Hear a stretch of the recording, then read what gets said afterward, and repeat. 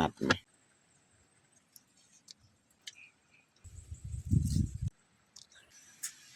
อย่าลืมกดไลค์กดแชร์และกดติดตามเด้อพี่น้อง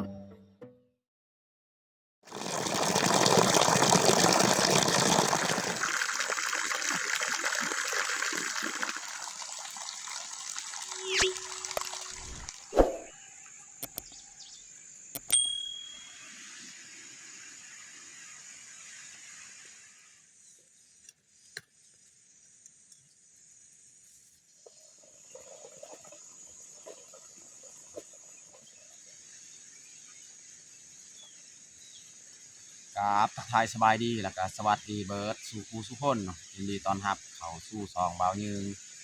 แล้วก็ไพ่ที่เขามาเบิ่งมาชมคลิปเบายืงเนาะเบายืงกับคอยพรให้สุขภาพแห้งๆให้ร่ำให้รวยเนาะสำหรับมื้อนี้กับพาเมียเขามาเสียหญ้าให้คือเก่าตามเดิมตามเคยแหละเพราะว่าเฮากับอาชีพชาวไร่ชาวสวนแต่ละมื้อแต่ละวันก็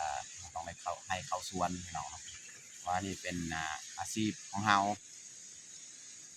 วันนี้ก็มา2 คนน้องพลอยน้องแพงก็บ่ได้มายังอยู่บ้านเนาะแล้วเฮาก็สิมาเฮ็ดกินเฮ็ดอยากตามเดิมตามเคยแหละอันนี้แม่นเฮาสิขึ้นไปเสียหญ้าทางเทิงหั่นเนาะทางแคมห้วยบอนมันหกหั่นเฮาสิขึ้นมาเสียหญ้าโอเคไม่ได้ทุกคนติดตามเบิ่งติดตามชมกับพวกเฮาได้ยาวๆเลยแดดก็เริ่มซองแล้วพี่น้องเนาะเมื่อวานมื้อซืนนี่มื้อนี้นี่น่าจะแดดแหละเมื่อวานมื้อซืนนี่แดดพี่น้องเนาะนี่แดดซองมาแล้วเราก็เริ่มออกไปเสียเลยแดดแห้งจะหน่อยเราก็สีพักพรพี่น้องเนาะแดดช่วงนี้นี่เสียหญ้าบ่ไหวพี่น้องแดดแบบมันเอาลักษณะมันแดดช่วงยามนี้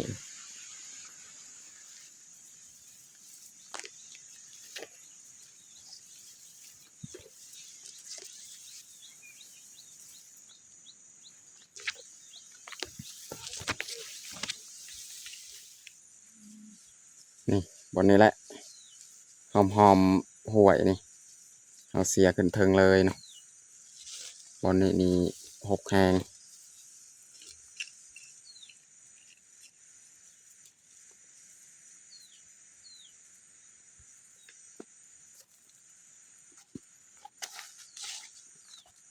สีเริ่มเสียเลยพี่น้อง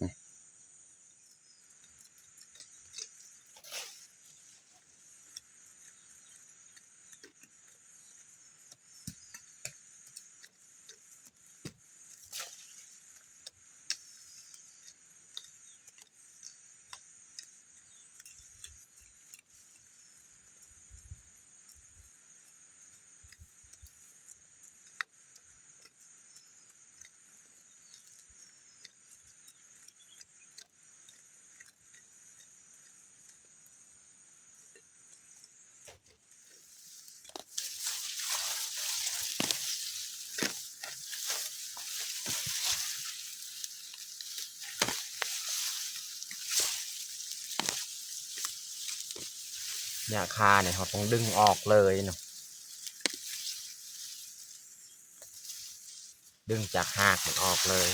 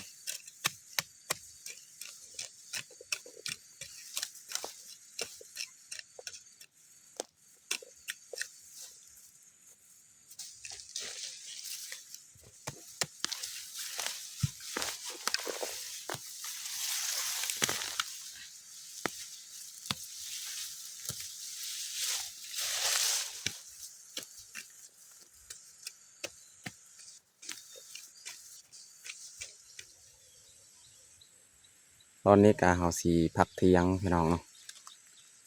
นี่แต่นี่แหละเฮาสียาวกี่นี่แต่ทำอิดพูนหอดเมียยืนอยู่เทิงครับเพราะว่าเฮาทางมันเป็นทางเฮาเสียมันค่อนข้างจะบ่กว้างก็เลยมันไปไกลเนาะ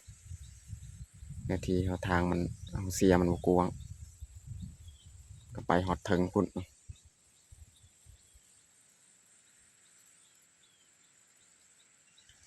ตอนนี้ก็เบายิงสิหาเก็บพืชผักก่อนเนาะหาเก็บยอดมะอึเนาะแล้วจึงค่อยมาเฮ็ดอาหารเที่ยง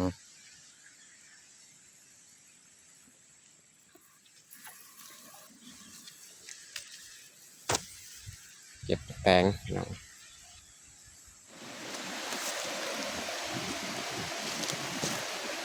เก็บยอดมะอึเนาะ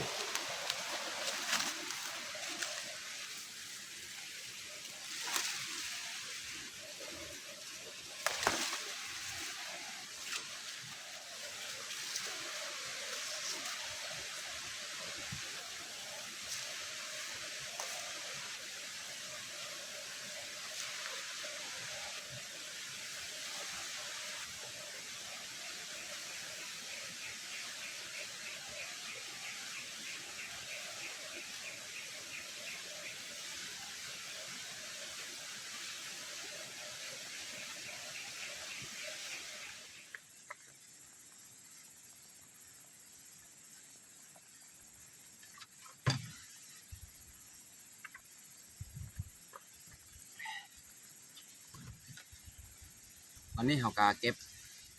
ผักของเราเรียบร้อยสีดังฟืนไฟเห็ดอาหารเที่ยงเลย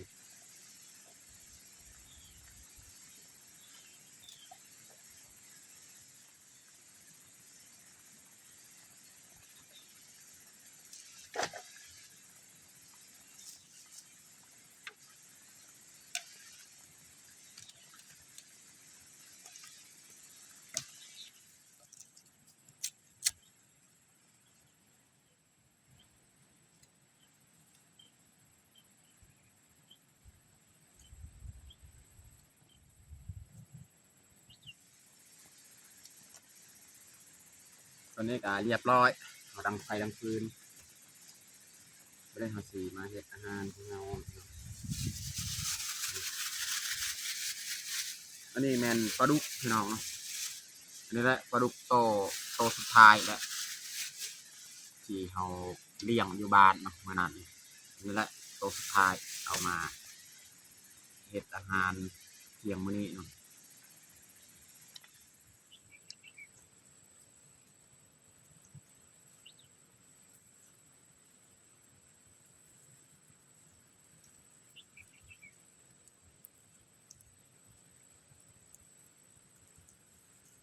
ใส่ขี้เถ้ามาพูดออกน้ำเมือกของมัน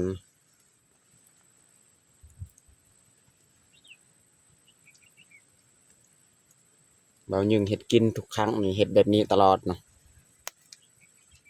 ประเภทปลาดุกแมนเห็ดแบบนี้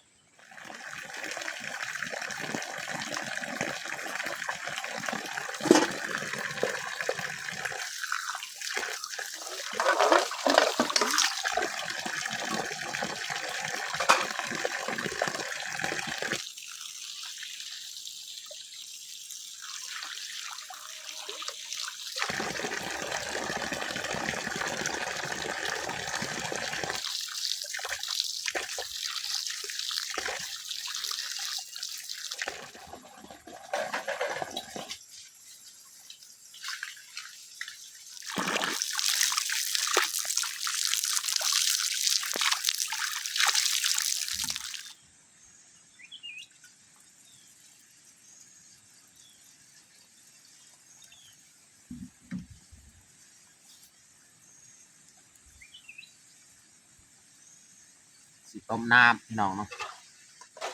ต้มน้ำสีต้มปลาดุกเอาสีเห็ดป่นพี่น้องป่นปลาดุก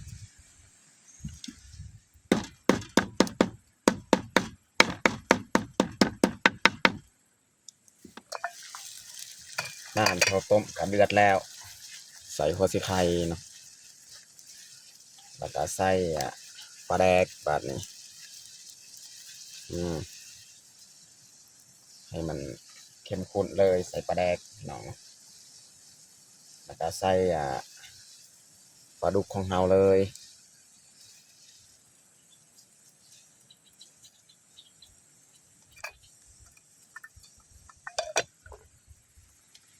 อันนี้เขาจะเสียบมะพริกเนาะพริกกระเทียมหอมแดงมันจะปิ้งเอาเนาะปลาดุกมันจะต้มโอ้พี่น้องลืมใส่มะเขือพี่น้องเอา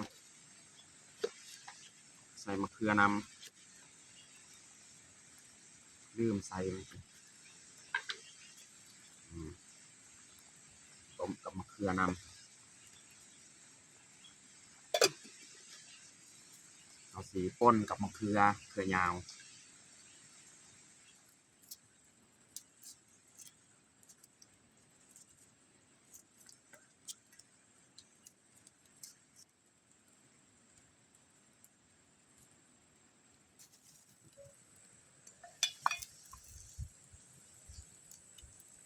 ตอนนี้ก็ย่างบรนอีกจังหน่อยเนาะก็สุกแล้วเราจะซอยเครื่องหอมไว้เลยเนาะ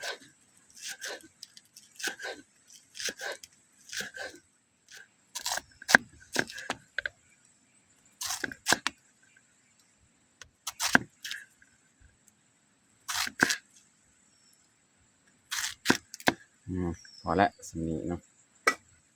อันนี้เขาจะปอกเปลือกเลยปัดออกเปลือกมัน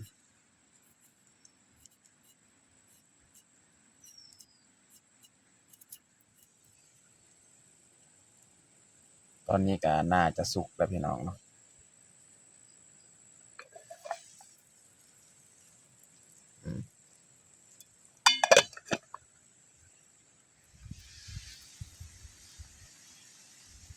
เราจะหั่นไว้เลยเนาะแตงของเรา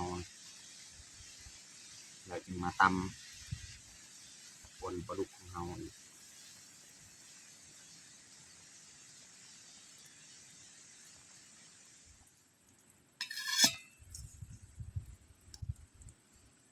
จะตักปลาดุกออกกับมะเขือเนาะ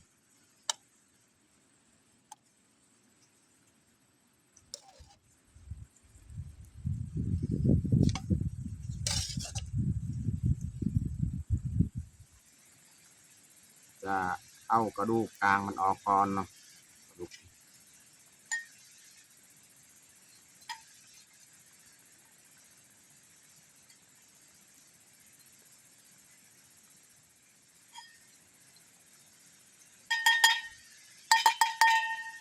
นี่เราจะเอามะเขืออีกมาใส่เลย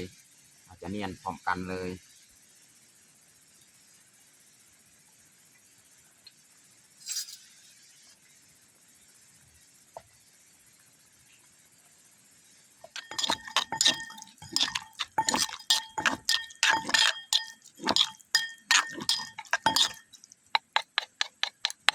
พอละสิ่งนี้ไม่ได้เอาสีลวกผักอีก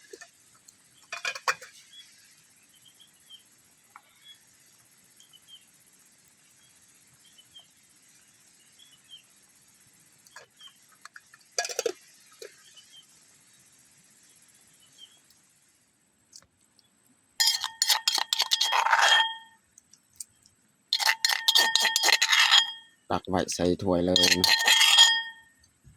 บริหารสีใส่น้ำปลาแดกพี่น้องเนาะน้ำที่เราต้มเมื่อกี้แหละใส่ประมาณนี้แหละ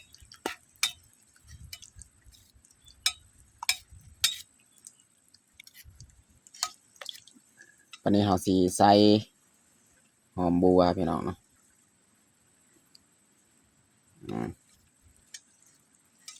สำหรับคนปลาดุกของเราก็เรียบร้อยพี่น้อง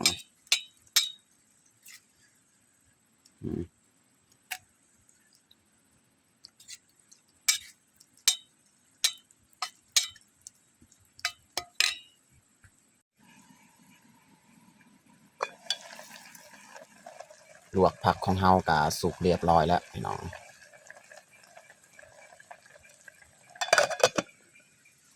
ปรุง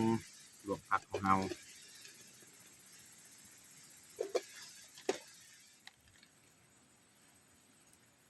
ลวกยอดมะอึ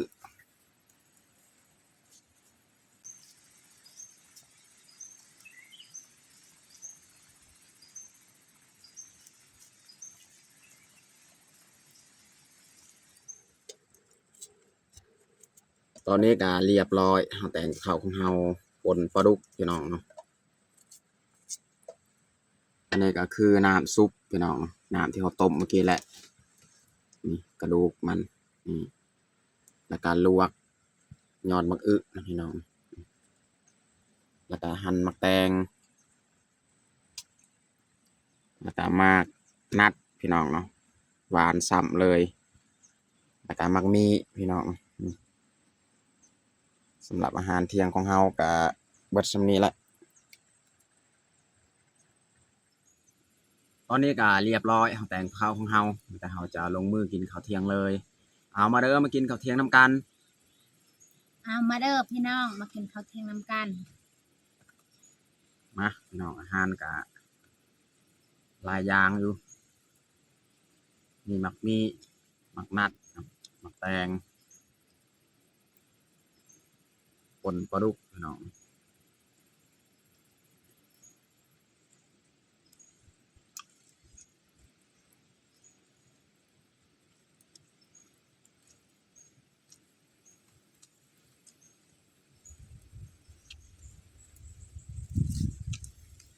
ช่วงมีก็กินพี่น้อง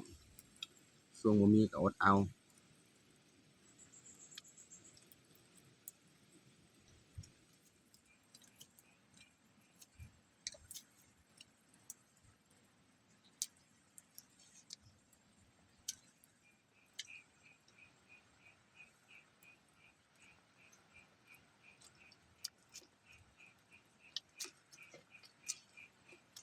จังนี่